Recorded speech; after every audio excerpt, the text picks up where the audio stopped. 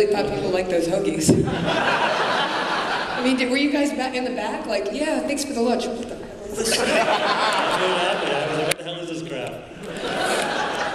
All right. There were a whole lot of hoagies left over at lunch. I think you noticed that for a Like while. we'd split in half. Here, you can have that.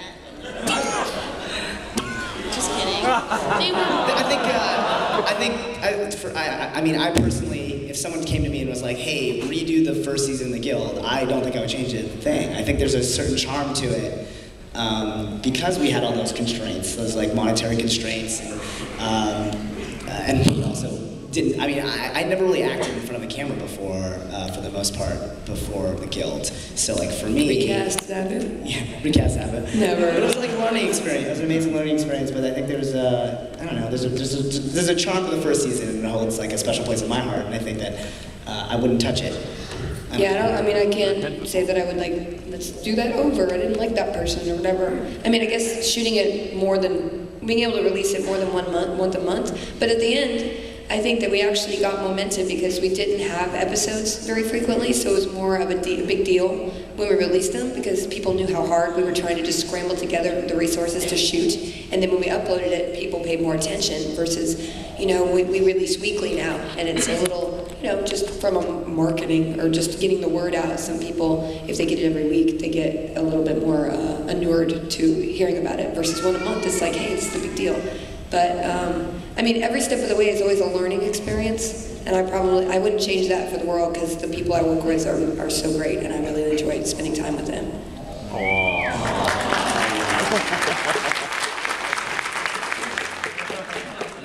And I think that one thing I wouldn't change is the writing, honestly. I mean, it's such a, no, I'm not kidding. It's very clear. It's like, you're gaming, you need to stop, and you decide you want to meet these people in person. I mean, it's a very clear, concise idea. That came out. I think it's important to do that in a pilot. This is the nicest we've ever been to each other. It's already over. I'm seriously nervous. Like I feel like I'm gonna get stabbed. Really weird. There it is. Blood. Next question. This might be a dumb question, but to who it applies to, what's your raid progression like? What's the question? What's your raid progression like? Raid progression in our guild. We don't raid hardcore. I have to just tell you, our guild does, our fan guild does, but we don't raid hardcore. Unfortunately, I don't have the talent for it anymore. I know that our fan guild is up to Ice Crown, and they've done all of that, so they're pretty high level. But as far, we just don't have the. He's about to have a baby, so his life might be almost over. In a good way. Your wild life might be over. You're gonna have a baby soon. You're gonna have a baby? My wild life is over. Maybe next season or next year you'll become Clara. And then become Clara and neglect your child. Clara. We're gonna use your baby as sometime in the filming. Just let you know. I said that next year you'll become Clara. Oh, okay, I got it. It's hard to hear. It's hard to hear with these women under the table just massaging their feet. It's really I think our mouths are too close to the microphone. That's my theory. Can you hear me right now? Yeah, I can hear you well. Now watch. Can you hear me right now? You don't have to swallow the microphone. You should back up. Is that what you're saying? I don't know. Let's just fix it. Passive aggressive.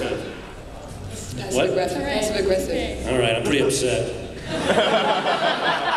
But yes, I was actually done alone. My wife gets pretty upset. I'm sure there's husbands out there that can relate to this, but she comes home from work and she's like, I'm in the other room eating my appetizers on my keyboard, and she gets upset. Appetizers? I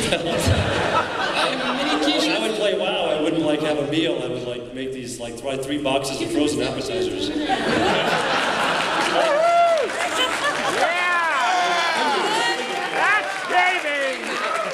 So baby quiches and little kibasas? Whatever, finger foods, little egg rolls or little... Tater tots! Pizza rolls! Pot stickers! Pizza rolls! Why are you all answering like you guys know what he eats? No, you had pizza rolls that one day too. Do you remember? anything that's small and can fit into the cracks of the keyboard.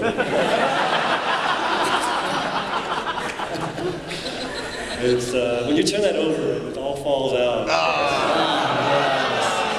There was a, yeah, there We had an incident where Clara did that, but we could never get enough crumbs to read on camera. So I was literally like sitting there with Doritos. I had like 2 bags of chips on the keyboard, Yeah. and you're like, more chips! Still didn't read though. Yeah. Yeah, well. Just use CGI. Next question. When you were writing the guild, did you write your characters initially based on your guildie, like real life pals, or did they just sort of spring roll from your imagination? No, those are not real people, thank goodness. Because I never would want to get a Zabu to show up. I mean, not that I don't love you. Zabu's a little overenthusiastic. You know, when I sat down to write the characters, which I think is the most fun part about writing, is creating characters. I wrote Codex because she was based on something, like a role that I think I could play, and definitely, you know, a little autobiographical. But as far as, I sat down and I was like, what are the kinds of people that I played with? And I had a really stringent, you know, I've been seeing a little, like a rules master, and I had, our old raid leader was a real, you know, like mean but adorable Asian girl. So that was our raid leader. And then I had some, you know, play with some women who had kids screaming in the background, but they were probably good mothers, but just I heard the kids screaming.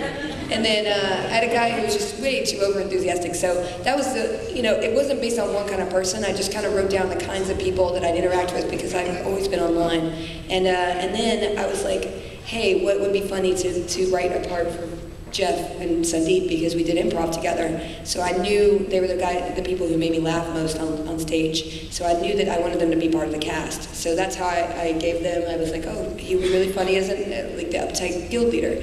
And then the overenthusiastic love interest would be, because, yeah, why? We keep going. Huh? Because you think I'm a stalker.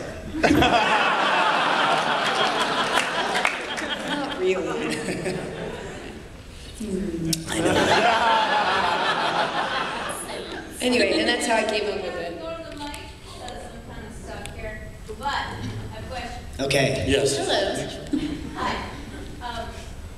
I think it was brilliant at the time that you started to do this show, because I don't know, did you recognize that because of the economic downturn, that gamers were the ones that had the money to spend on shows?